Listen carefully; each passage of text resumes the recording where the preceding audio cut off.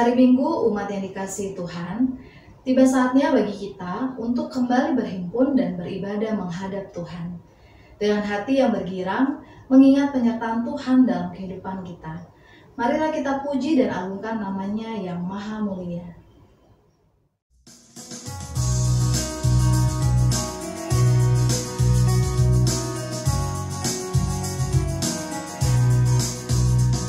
Nyanyikan kasih setia Tuhan selamanya, selamanya.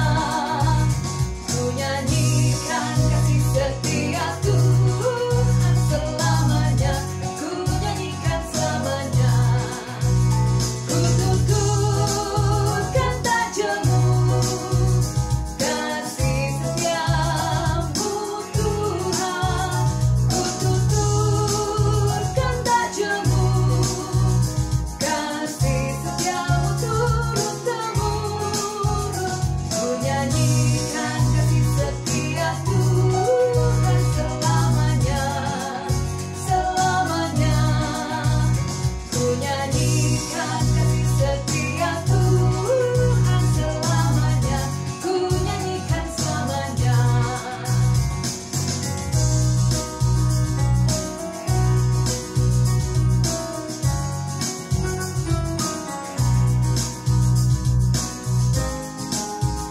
Ku nyanyikan kasih setia Tuhan selamanya, selamanya. Ku nyanyikan kasih setia Tuhan selamanya, ku nyanyikan selamanya. Ku tuturkan tajammu, kasih setiamu Tuhan. Ku tuturkan tajammu, kasih setiamu turun-temurun. Ku nyanyikan kasih setia Tuhan selamanya, selamanya. Ku nyanyikan kasih setia Tuhan selamanya, ku nyanyikan selamanya.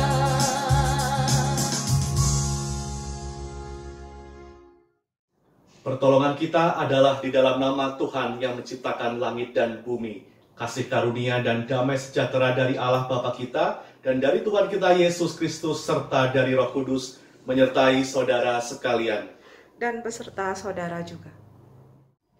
Tuhan Yesus datang membawa kabar baik bagi dunia, yaitu berita kerajaan Allah yang diliputi damai sejahtera dan keselamatan bagi seluruh ciptaan. Kabar baik itu mewujud dalam pengajaran Yesus dan juga tindakannya yang penuh kuasa untuk menyembuhkan orang sakit, mengusir kuasa jahat, dan merangkul para pendosa yang mau bertobat serta memperbaharui hidup. Dengan merenungkan tema ibadah, beritakanlah kabar baik, sebagai pengikut Yesus, kita diajak untuk memberitakan Injil Kerajaan Allah melalui perkataan dan perbuatan kita. Dalam kata dan karya yang dilandasi oleh cinta kasih dan bela rasa kepada sesama, kita mau terus berusaha supaya kerajaan Allah dapat semakin mewujud nyata di tengah dunia ini.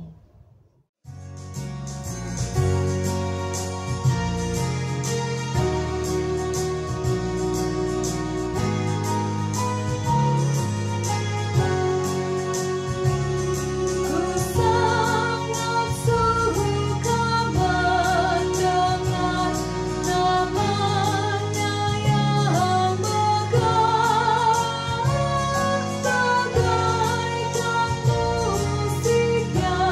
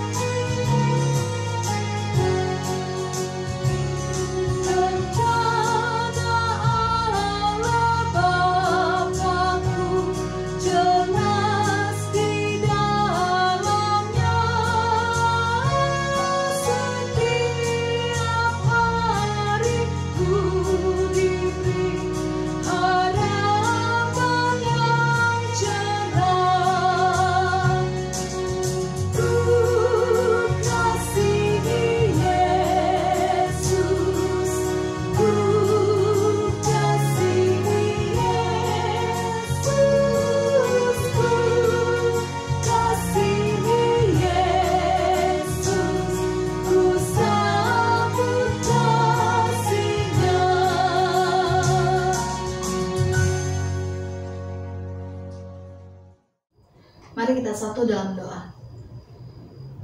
Allah yang murah hati, kami menyadari bahwa sebagai pengikut Kristus, kami belum melakukan peran kami dengan bertanggung jawab.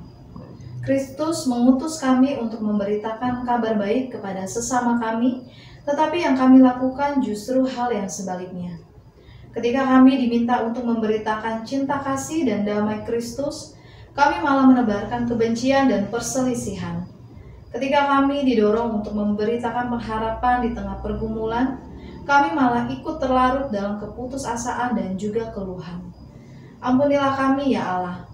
Mampukanlah kami untuk memperbarui komitmen sebagai pewarta kabar baik Kristus di tengah dunia ini. Dalam Kristus kami berdoa. Amin.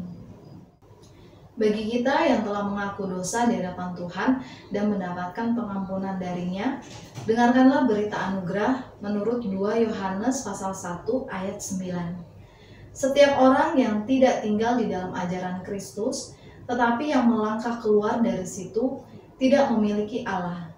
Barang siapa tinggal di dalam ajaran itu, ia memiliki Bapa maupun Anak. Demikianlah berita anugerah dari Tuhan. Syukur kepada Allah.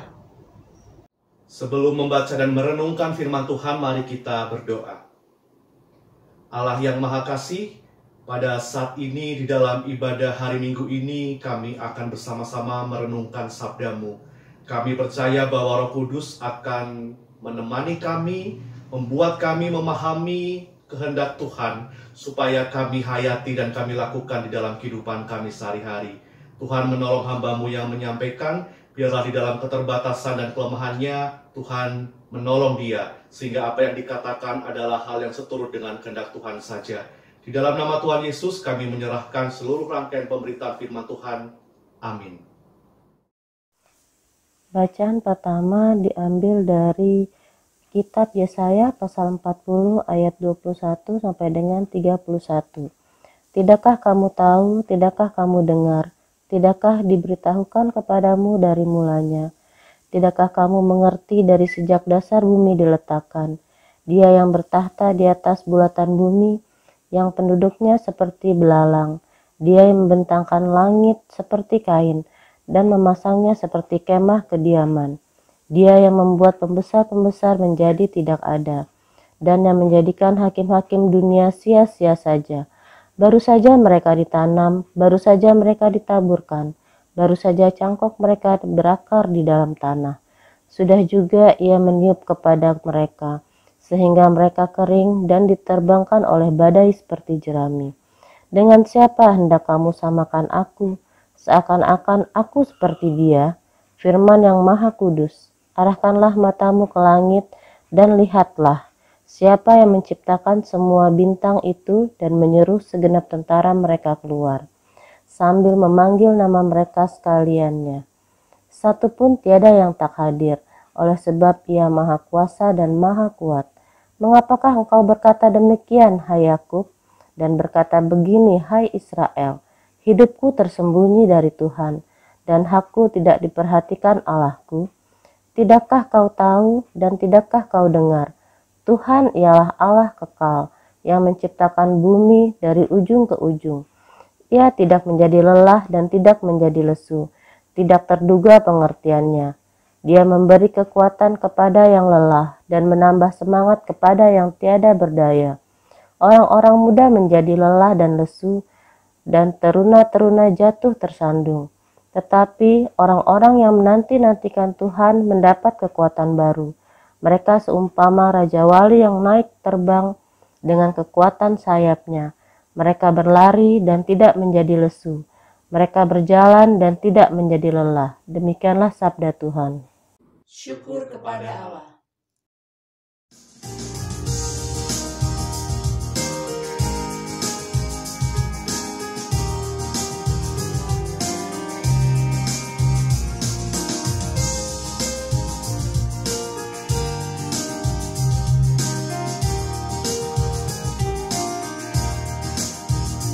Haleluya, sungguh baik bermazmur bagi Allah kita.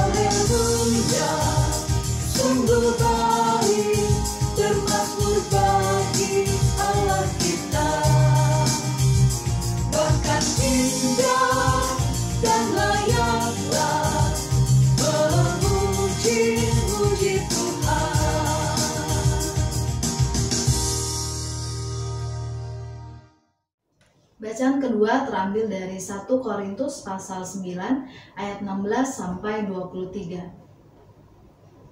Karena jika aku memberitakan Injil, aku tidak mempunyai alasan untuk memegahkan diri, sebab itu adalah keharusan bagiku. Celakalah aku jika aku tidak memberitakan Injil. Kalau andai kata aku melakukannya menurut kehendakku sendiri, memang aku berhak menerima upah. Tetapi karena aku melakukannya bukan menurut kehendakku sendiri, pemberitaan itu adalah tugas penyelenggaraan yang ditanggungkan kepadaku. Kalau demikian, apakah upahku? Upahku ialah ini, bahwa aku boleh memberitakan Injil tanpa upah, dan bahwa aku tidak mempergunakan hakku sebagai pemberita Injil. Sungguh pun aku bebas terhadap semua orang. Aku menjadikan diriku hamba dari semua orang, supaya aku boleh memenangkan sebanyak mungkin orang. Demikianlah bagi orang Yahudi, aku menjadi seperti orang Yahudi, supaya aku memenangkan orang-orang Yahudi. Bagi orang-orang yang hidup di bawah hukum Taurat, aku menjadi seperti orang yang hidup di bawah hukum Taurat, sekalipun aku sendiri tidak hidup di bawah hukum Taurat, supaya aku dapat memenangkan mereka yang hidup di bawah hukum Taurat. Bagi orang-orang yang tidak hidup di bawah hukum Taurat, aku menjadi seperti orang yang tidak hidup di bawah hukum Taurat, sekalipun aku tidak hidup di luar hukum Allah, karena aku hidup di bawah hukum Kristus, supaya aku dapat memenangkan mereka yang tidak hidup di bawah hukum Taurat. Bagi orang-orang yang lemah, aku menjadi seperti orang yang lemah, supaya aku dapat menyelamatkan mereka yang lemah.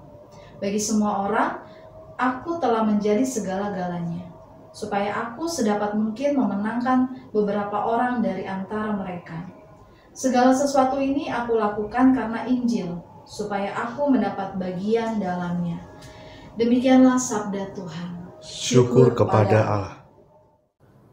Pembacaan Injil diambil dari Injil Tuhan kita Yesus Kristus menurut Markus pasal 1 ayat 29 sampai dengan ayat yang ke-39. Sekeluarnya dari rumah ibadat itu, Yesus dengan Yakobus dan Yohanes pergi ke rumah Simon dan Andreas. Ibu mertua Simon terbaring karena sakit demam. Mereka segera memberitahukan keadaannya kepada Yesus.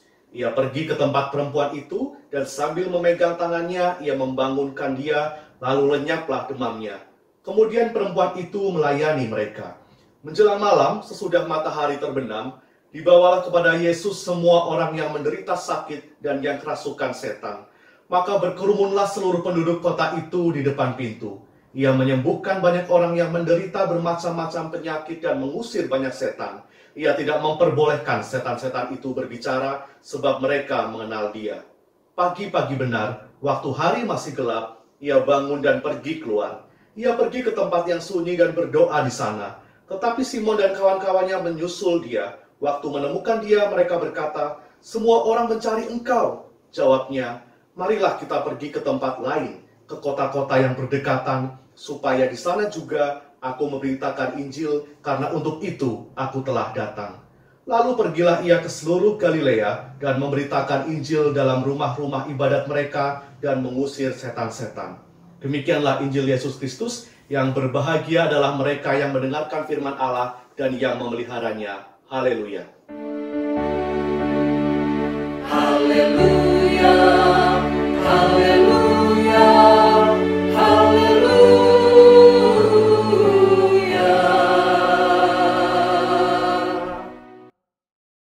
Saudara-saudara yang dikasihi oleh Tuhan, pada pertengahan tahun 2014 ada sebuah jingle atau lagu iklan produk kesehatan yang cukup booming dan viral pada waktu itu. Lagunya kurang lebih begini. Kabar gembira untuk kita semua, kulit manggis kini ada ekstraknya, dan seterusnya. Lagu ini sangat populer dan familiar di berbagai kalangan usia. Anak-anak balita pun bisa menyanyikannya. Saya pun masih ingat pada waktu itu, saya dan teman-teman sedang live in di daerah Gunung Kidul dan tanpa sadar sering menyenandungkan nada dari lagu itu. Karena menurut kami lagu itu cukup bisa untuk membawa mood atau suasana hati yang riang ataupun gembira. Saudara-saudara, siapa di antara kita yang tidak suka mendengar kabar gembira? Tentu kita senang. Kabar gembira juga biasanya terkait dengan sesuatu yang kita nanti-nantikan atau kita tunggu-tunggu. Anak-anak misalkan, mereka senang mendengar kabar dari papa mama yang akan mengajak mereka liburan. Atau anak-anak muda senang ketika tahu bahwa mereka lulus sekolah dan diterima di sekolah lanjutan yang mereka dambakan. Orang-orang dewasa pun tentu punya banyak cerita, pengalaman terkait dengan mendengar kabar baik atau kabar gembira. Mungkin terkait dengan kemajuan atau perkembangan pekerjaan dan lain sebagainya. Ibu-ibu nih juga kalau dengar kabar baik, kabar gembira tentang promo atau diskon, pasti juga langsung happy. Dan yang lagi viral juga nih belakangan ini, ibu-ibu klub pecinta sinetron Ikatan Cinta. Mungkin ada di antara ibu-ibu yang suka menyaksikannya. Kabar gembira bagi mereka adalah cukup dengan mendengar Mas Aldebaran dan Mbak Andin bersatu lagi di dalam ikatan cinta yang tidak terpisahkan. Ya, saudara-saudara, kabar baik yang kita dengar memang membuat kita menjadi lebih sumringah, menjadi lebih segar pikiran ataupun suasana hatinya, dan seperti membuat kita punya semangat yang baru. Ketika diteruskan kepada orang lain, maka sebuah kabar baik juga bisa mendatangkan energi yang positif. Saudara-saudara, tema kita hari ini, beritakanlah kabar baik, menjadi tema yang relevan dan menarik untuk kita renungkan, khususnya di dalam konteks hidup saat ini. Apa kabar baik itu? Dan mungkinkah ada kabar baik di tengah situasi hidup yang penuh dengan pergumulan, terlebih lagi di situasi pandemi yang masih membayangi kita? Bagaimana cara kita memberitakan kabar baik di tengah keseharian kita? Mari kita belajar dari Tuhan Yesus yang berkarya untuk membawa dan mewujudkan kabar baik, yaitu Injil Kerajaan Allah di tengah dunia, sebagaimana dikisahkan di dalam bacaan Alkitab kita. Nah, salah satu misi Tuhan Yesus hadir di dunia adalah untuk mewartakan Injil Kerajaan Allah. Injil dalam bahasa aslinya atau bahasa Yunani adalah Euangelion, yang secara harafiah artinya adalah kabar sukacita, kabar gembira, atau kabar baik. Dengan kata lain, Yesus hadir di dunia untuk membawa kabar baik tentang kehadiran kerajaan Allah. Dan kerajaan Allah di sini jangan kita artikan sebagai kekuasaan politis atau teritori, tetapi kerajaan Allah di sini adalah soal Allah yang meraja di dalam kehidupan sehari-hari. Allah yang memerintah semua aspek kehidupan ciptaannya dengan nilai-nilai utama yang menjadi kerangkanya seperti cinta kasih, kebaikan, keadilan, damai sejahtera, dan pemulihan relasi antara ciptaan dengan Allah. Dan Injil Kerajaan Allah disampaikan oleh Yesus melalui pengajaran dan juga tindakannya yang penuh dengan kuasa. Kita masih ingat bacaan Injil pada minggu yang lalu, diceritakan bagaimana Tuhan Yesus membuat orang-orang takjub dengan pengajarannya dan juga dengan kuasanya yang mampu mengusir roh jahat. Ketakjuban orang-orang membuat mereka memperbincangkan kuasa Tuhan Yesus. Tapi rupanya Tuhan Yesus tidak senang menjadi populer atau tidak senang disorot lama-lama begitu ya di dalam kekaguman orang-orang. Adalah penting bagi Tuhan Yesus untuk segera melakukan apa yang menjadi tugas dan tanggung jawabnya di dalam mewartakan Injil Kerajaan Allah. Maka setelah keluar dari rumah ibadat, Tuhan Yesus bersama dengan Yakobus dan Yohanes pergi ke rumah Simon dan Andreas. Di sana Yesus diberitahu kondisi ibu mertua Simon Petrus yang sedang terbaring sakit demam. Keluarga ibu mertua Petrus tentunya memiliki harapan supaya Yesus berkenan untuk menyembuhkan sakit yang diderita oleh ibu mertua Simon Petrus. Sebagaimana mereka juga mungkin telah mendengar kabar yang tersiar tentang kuasa yang dimiliki Tuhan Yesus. Yesus pun kemudian mendatangi ibu mertua Petrus dan sambil memegang tangannya, Yesus membangunkan dia dan sembuhlah sakit demam yang diderita oleh ibu mertua Simon. Kesembuhan yang dialami oleh ibu mertua Simon Petrus kemudian membuatnya bersyukur, membuatnya merespon karya Allah yang dinyatakan di dalam diri Tuhan Yesus dengan cara melayani Yesus dan murid-muridnya sebagai bentuk hospitalitas atau keramah tamahan terhadap Yesus yang disambut layaknya keluarga yang akrab. Lalu diceritakan, waktu berlalu sampai menjelang malam, rupanya ditemukan banyak orang berkerumun mencari dan mendatangi Tuhan Yesus. Nampak sekali bahwa kuasa Yesus ini membuat orang-orang tergerak untuk memohon pertolongannya, khususnya bagi mereka yang menderita sakit ataupun mereka yang kerasukan setan. Telah lama mereka merindukan pemulihan serta kedamaian di dalam diri mereka, dan kali ini pertolongan itu terasa sangat dekat. Pada akhirnya, Yesus pun melakukan penyembuhan terhadap banyak orang yang menderita bermacam-macam penyakit dan juga mengusir banyak setan. Setan-setan yang punya agenda jahat untuk merusak kehidupan manusia dibuat diam, dibuat tidak berkutik. mereka tidak akan bisa menang melawan kuasa Yesus yang punya agenda yang baik untuk kita, yaitu membawa keselamatan dan juga shalom. Jadi seharian itu, dari pagi, siang, di hari Sabat yang kudus, berlanjut sampai malam hari, Yesus sebenarnya sedang menunjukkan keberadaan dirinya sebagai firman yang sejati. Firman yang menyentuh pergumulan dan juga kerapuhan manusia. Firman yang secara nyata memulihkan dan memberikan kesempatan hidup yang baru. Dan inilah kabar baik untuk semua umat manusia. Saudara-saudara, apa yang Yesus lakukan tentu berbeda jauh dengan para ahli Taurat atau orang Farisi yang cenderung menafsirkan hukum secara harafiah sehingga membuat hukum menjadi sangat kaku dan mengekang.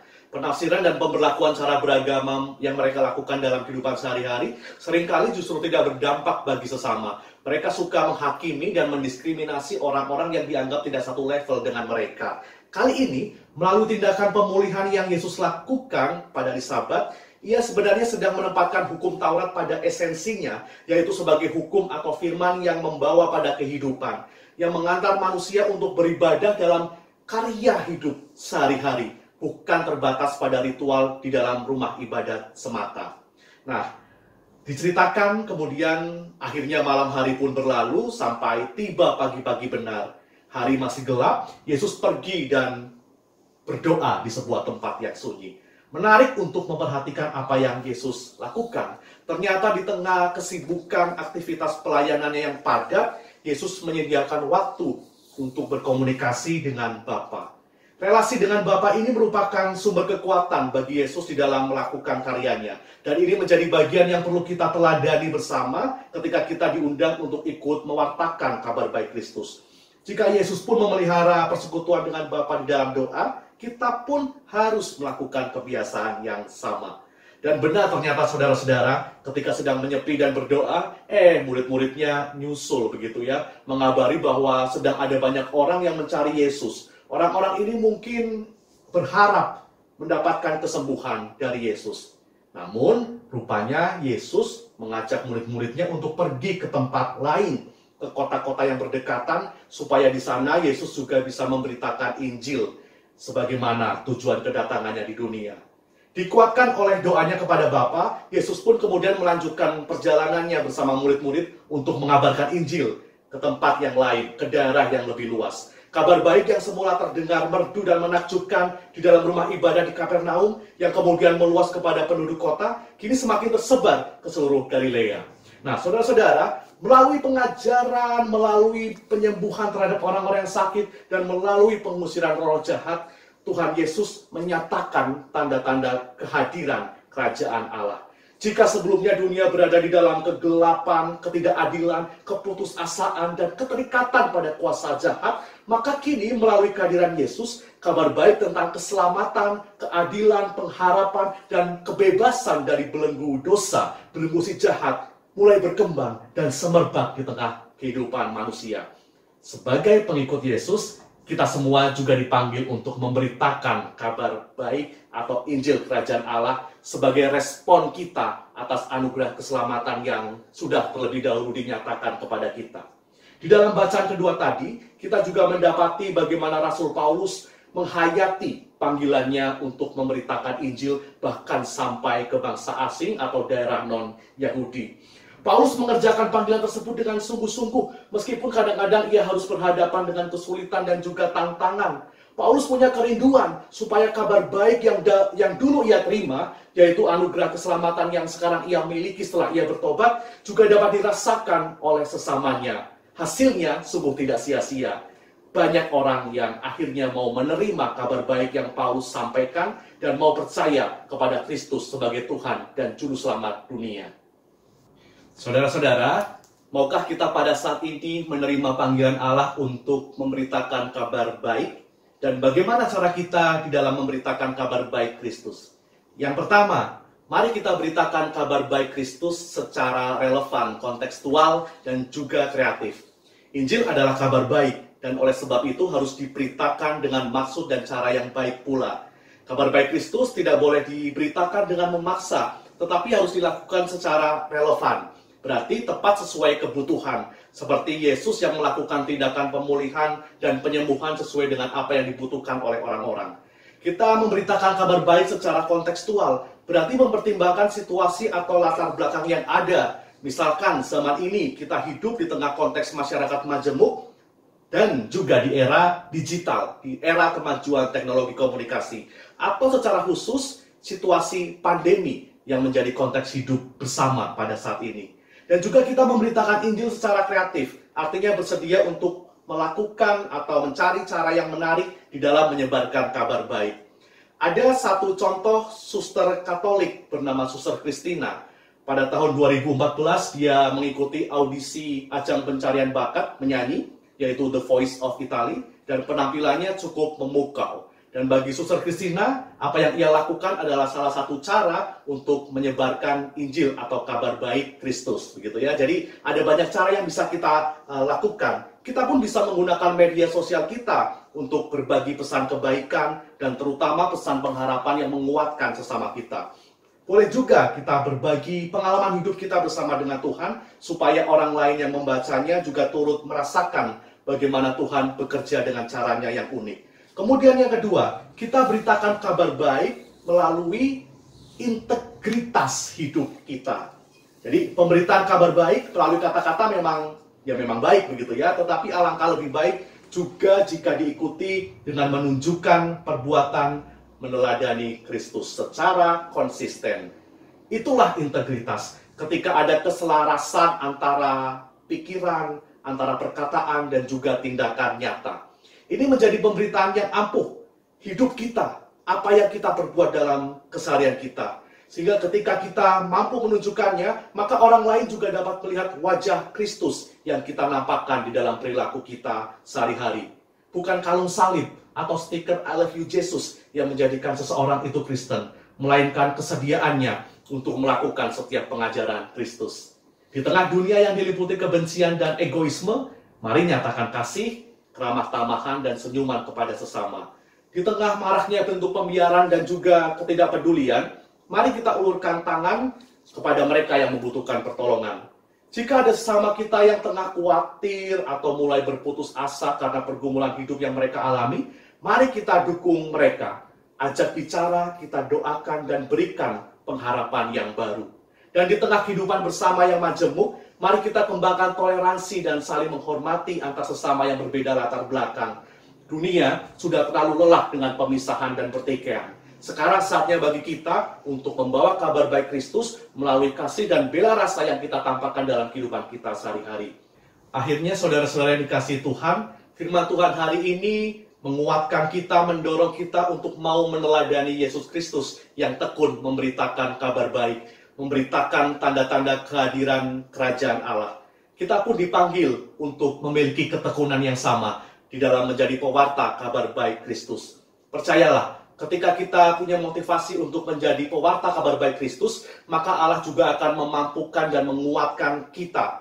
Seperti Tuhan Yesus menjadikan relasinya yang erat dengan Bapa sebagai daya atau kekuatan baginya untuk berkarya, maka kita juga perlu meningkatkan kualitas persekutuan pribadi kita dengan Bapa, supaya kita juga beroleh kekuatan, beroleh daya untuk selalu membuat kabar baik Kristus terdengar merdu dan terngiang-ngiang selalu bagi setiap pendengarnya. Selamat memberitakan kabar baik, Tuhan Yesus memberkati. Amin.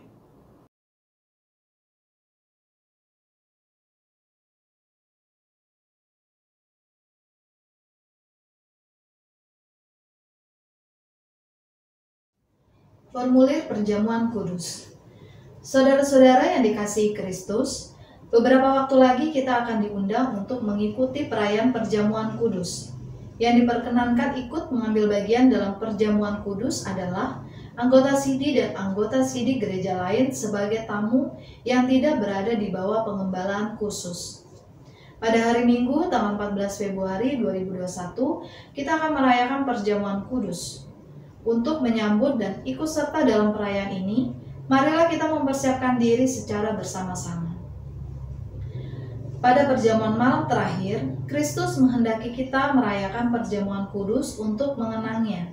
Mengenang Kristus berarti mengalami kehadirannya seperti murid-muridnya dahulu mengalami kehadirannya bersama mereka.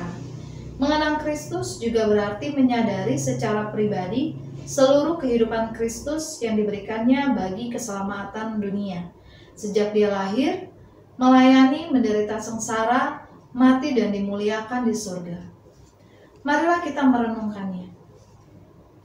Apakah kita benar-benar rindu untuk berjumpa secara pribadi dengan Kristus untuk mengalami kasih, kuasa dan kebenarannya yang memperbaharui hidup kita? Apakah kita menghayati bahwa seluruh kehidupan dan karya Kristus, yaitu kelahirannya, pelayanannya, penderitaannya, kematiannya, kebangkitannya, kenaikannya ke surga, sampai dengan kedatangannya kembali, terkait erat dengan kehidupan kita? Pada perjamuan malam terakhir, ketika Kristus memecahkan roti dan mengangkat cawan, dia membagikan tubuh dan darahnya sendiri kepada murid-muridnya. Menerima tubuh dan darahnya berarti dipersatukan dengan Kristus sehingga dia menjadi kepala dan kita tubuhnya. Menerima tubuh dan darahnya berarti kita dipersatukan dengan semua orang yang menerimanya juga menjadi satu tubuh dan satu roh. Marilah kita merenungkannya. Apakah kita menghayati bahwa Kristus adalah kepala seluruh kehidupan kita dalam hidup berjemaat dan bermasyarakat, dalam keluarga dan pekerjaan kita? Apakah kita menghayati bahwa kita adalah anggota tubuh Kristus yang saling mengasihi seseorang terhadap yang lain? Ketika kita bersatu dengan Kristus, roti hidup yang dipecah-pecahkan bagi dunia ini, kita pun dipersatukan dalam kematian dan kebangkitan Kristus. Dipersatukan dengan Kristus berarti diutus untuk mengosongkan dan menyangkal diri, memikul salib dan mengikut Kristus. Dipersatukan dengan Kristus berarti diutus untuk memberi hidup kita demi keselamatan dunia. Marilah kita merenungkannya. Apakah dalam persekutuan dengan Kristus, kita mau berkorban menjadi berkat bagi sesama kita? Apakah kita menyadari bahwa sebagai anggota tubuh Kristus di tengah dunia, kita menjadi mata dan telinga bagi Kristus yang melihat dan mendengarkan, serta peduli terhadap kebutuhan dan masalah sesama kita? Sudahkah kita menjadi mulut bagi Kristus yang menyuarakan kebenaran dan keadilan dalam lingkungan kita? Sudahkah kita menjadi tangan bagi Kristus yang berkarya memperjuangkan damai sejahtera di muka bumi? Kiranya Roh Kudus menolong kita semua dalam mempersiapkan diri untuk merayakan perjamuan kudus mendatang. Pelaksanaan perjamuan kudus partisipatif. Pertama, umat diharapkan menyediakan sendiri roti atau pengganti roti dan anggur atau penggantinya seperti sirup, teh atau air putih. Kedua, saat tiba bagian pelaksanaan perjamuan kudus, umat di rumah masing-masing ikut makan roti dan minum air masing-masing. Bersama dengan umat Tuhan di segala abad dan tempat, marilah kita memperbaharui iman percaya kita dengan menyatakan pengakuan iman rasuli bersama-sama. Aku percaya kepada Allah, Bapa yang Maha Kuasa, Khalik langit dan bumi, dan kepada Yesus Kristus, Anaknya yang tunggal Tuhan kita, yang dikandung dari Roh Kudus, lahir dari anak darah Maria, yang menderita sengsara di bawah pemerintahan Pontius Pilatus, disalibkan, mati dan dikuburkan, turun ke dalam kerajaan maut. Pada hari yang ketiga, bangkit pula dari antara orang mati, naik ke surga, duduk di sebelah kanan Allah, Bapa yang Maha Kuasa, dan dari sana Ia akan datang untuk menghakimi orang yang hidup dan yang mati. Aku percaya kepada Roh Kudus, gereja yang kudus dan am, persekutuan orang kudus, pengampunan dosa, kebangkitan orang mati, dan hidup yang kekal. Mari kita berdoa. Bapa kami yang bertata di dalam kerajaan surga, kami kembali menghadap kehadirat-Mu. Kami mengucap syukur ketika firman-Mu menguatkan kami, bahwa kami diundang untuk turut serta di dalam memberitakan kabar baik-Mu, shalom atau damai sejahtera di dalam kehidupan kami sehari-hari, di dalam perkataan kami dan juga di dalam kesaksian yang kami wujudkan melalui perilaku kami.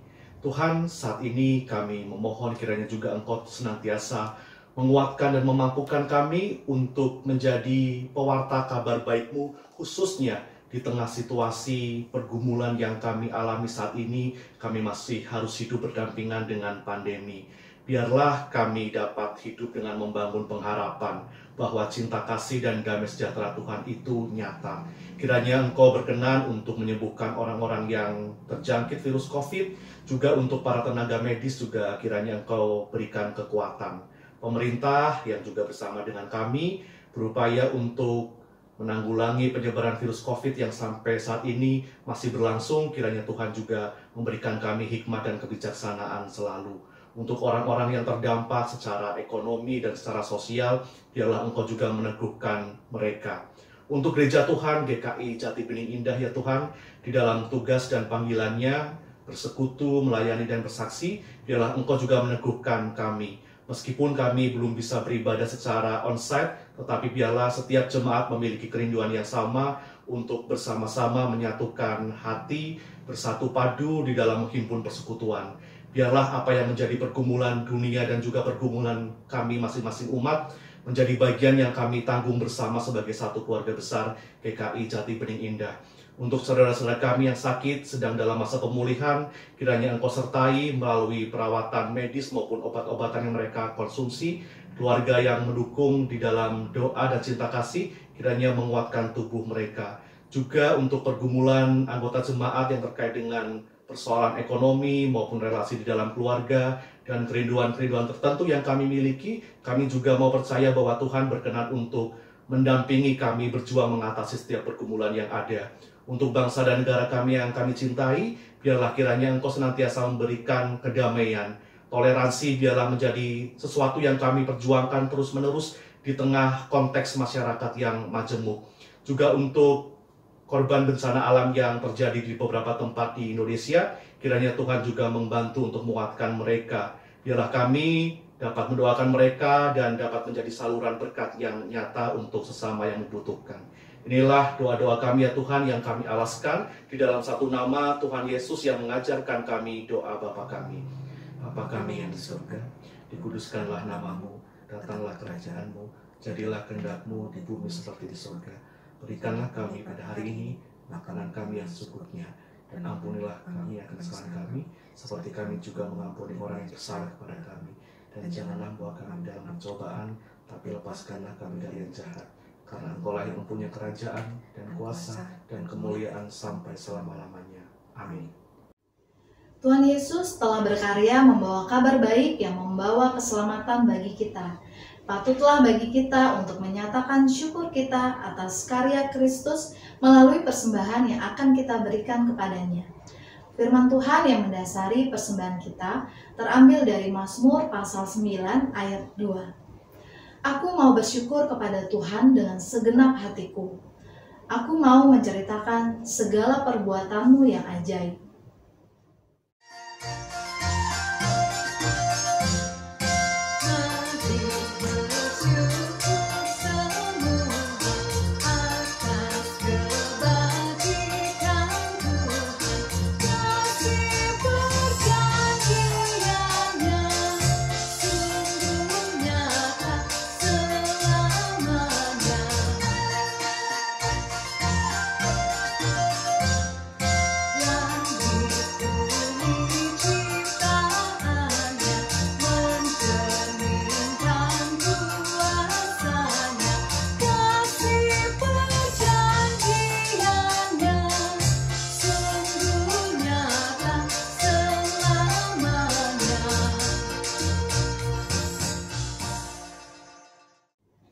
Mari kita satu dalam doa. Bapa yang baik, kami bersyukur dan bersukacita atas perbuatan-Mu yang ajaib di sepanjang kehidupan kami. Dalam rasa syukur dan sukacita inilah kami memberikan persembahan kepada Engkau. Terimalah ya Bapa, supaya dapat dipergunakan untuk menjadi sarana pewartaan kabar baik Allah di tengah dunia ini. Dalam nama Kristus kami berdoa. Amin.